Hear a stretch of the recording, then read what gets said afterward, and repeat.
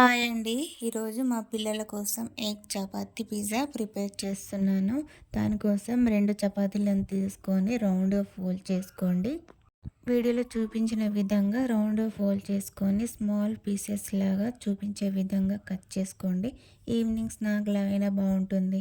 Morning breakfast లాగైనా కూడా బాగుంటుంది. మంచిగా మొత్తం కట్ చేసుకున్న తర్వాత ఓపెన్ చేసుకోండి. ఓపెన్ చేసిన తర్వాత స్టవ్ ఆన్ చేసి కడాయి పెట్టుకోండి.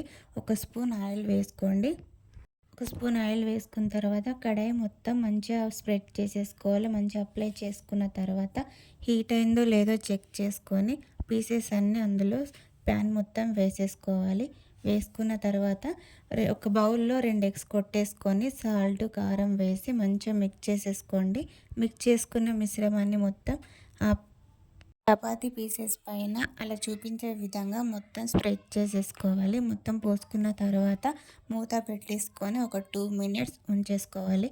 2 మినిట్స్ ఉంచిన తర్వాత ఓపెన్ చేసి చూస్తే ఫుల్గా బాయిల్డ్ అయి ఉంటుంది. మంచిగా కాలిన దాన్ని టర్న్ అవుట్ చేసేసుకోవాలి. టర్న్ చేసుకున్న తర్వాత వీడియోలో చూపించిన విధంగా టర్న్ చేసుకోండి. చేసిన తర్వాత దానిపైన ఆనియను, స్వీట్ కార్ను, క్యాప్సికము, టమాటో అన్నీ వేసేసుకోండి. ఇవి ముందే ఆనియన్, టమాటా, క్యాప్సికము కట్ చేసి పెట్టుకోండి ముందే అన్నీ. బాగా అన్నీ వేసుకున్న తర్వాత ఇంకేమైనా మీకు నచ్చితే వెజిటేబుల్స్ వేసుకోండి. నా దగ్గర ఉన్నాయి మాత్రం ఇవే వేస్తున్నాను.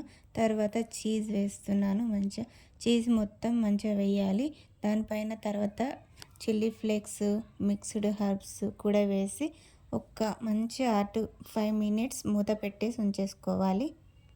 5 మినిట్స్ మూత పెట్టుకున్న తర్వాత అది అయిందో లేదో ఒకసారి చెక్ చేసుకోండి. ఓపెన్ చేసి చూస్తే పూర్తిగా ప్రిపేర్ అయిపోయింది పిజ్జా. పిజ్జా ఎంత బాగా కనిపిస్తుందో చూడండి.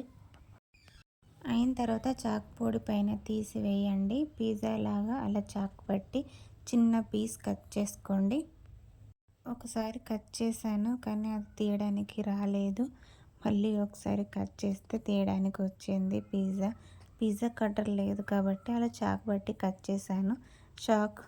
నైఫ్ నా నైఫ్ షార్ప్గా లేదు.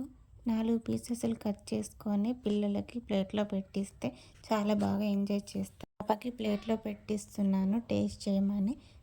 టేస్ట్ చేసి ఎలా ఉందంటే బాగుంది మమ్మీ, సూపర్ అని చూపిస్తుంది వీడియోలో. Thank you.